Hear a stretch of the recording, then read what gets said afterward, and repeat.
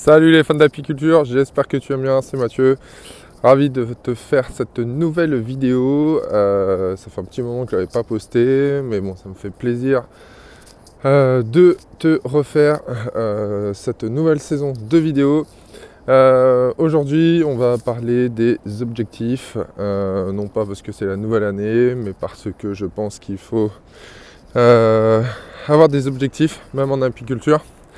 Et c'est grâce à ces objectifs justement qu'on va pouvoir orienter notre saison. Donc aujourd'hui on va parler objectifs. Juste avant, n'hésite pas à liker la vidéo, à la partager, à me rejoindre sur les différents réseaux sociaux. Tu as aussi l'ebook 10 plantes mellifères utiles aux abeilles tout au long de la saison en cadeau dans la description de la vidéo. Et tu as aussi les liens des différentes formations et aussi le lien du club privé si tu souhaites rejoindre des apiculteurs qui vont de l'avant et qui font une apiculture autrement. Alors, parlons des objectifs. Pourquoi les objectifs ? Tout simplement parce que je pense que si tu n'as pas d'objectif, tu vas y aller à tâtons ou tu vas plutôt te laisser porter sur ce qui se passe dans la saison en fait, sans forcément cadrer les choses, te dire que ok c'est la saison et je vais plutôt orienter mon rucher de telle et telle façon pour en fonction de tes choix tenir ces objectifs et donc tu as plusieurs possibilités.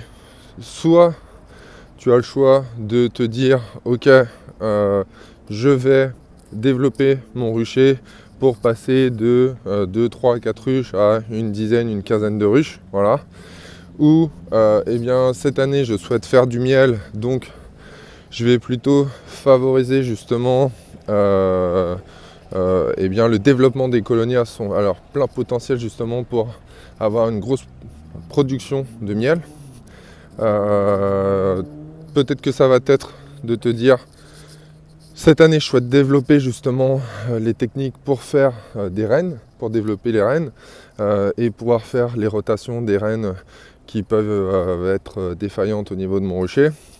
Tu as différentes possibilités, mais je trouve que c'est important justement que tu te dises voilà, quelle orientation tu vas prendre avec le rucher, parce que en fonction de ça, tes choix ne sont pas pareils. Tu vois, si tu dis ok cette année je souhaite développer les nucléi parce que je veux faire de la reine et justement soit acquérir de nouvelles compétences ou justement remplacer mes anciennes reines et le faire moi-même, ça va te demander de nouvelles connaissances, ça va te demander de nouvelles techniques, du matériel que tu n'as peut-être pas actuellement, et donc c'est des choses qu'il faut prendre en compte. Pareil, si tu souhaites développer ton cheptel et augmenter considérablement ton nombre de colonies, c'est quelque chose que tu peux faire, mais qui va peut-être impacter ta récolte. Et donc, tu auras largement moins de miel que si tu t'étais focus directement sur la production de miel uniquement. Donc, c'est des choses qu'il faut prendre en compte. Je trouve que c'est très important, justement, en fonction du développement que tu as au niveau de ton rucher et de tes envies, parce qu'on ne va pas manipuler, je pense, développer son rucher de la même façon, en fonction de ce qu'on veut faire. Et donc c'est quelque chose, je pense qu'il faut garder à l'esprit. On n'en parle pas souvent. On peut en entendre parler, je pense, plutôt sur des apiculteurs professionnels. Mais il faut garder à l'esprit que l'apiculture, c'est surtout une majorité d'apiculteurs familiales. C'est une apiculture familiale, parce que la plupart, sur le volume de ruches en France, la grande majorité est détenue par des particuliers et non pas par des professionnels. Donc ça, il faut le garder à l'esprit. Et c'est pas parce que tu es un amateur que il faut pas te former et il faut pas réfléchir aussi comme quelqu'un qui pourrait avoir une démarche commerciale dessus. Alors je dis une démarche commerciale pourquoi ? Parce que souvent c'est les professionnels qui vont poser des objectifs sur leur cheptel, sur leur rucher, sur des objectifs de rendement. Voilà. Moi, je suis loin de tout ça, hein. Je te dis pas qu'il faut démultiplier à l'infini et produire 400 kg de miel ou 3 tonnes et demie. Après, chacun fait ce qu'il veut. Mais si toi, c'est ton objectif, je pense que tu n'es pas sur la bonne chaîne. Et tu communiques pas avec la bonne personne, en fait. Parce que moi, c'est pas mon objectif. Mon objectif, c'est justement qu'on soit sur une apiculture traditionnelle, familiale. Une apiculture entre guillemets un petit peu nouvelle, parce que voilà, je pense que ce qui se faisait hier n'est plus valable pour demain, voilà, sur une grande majorité des choses, donc c'est pour ça.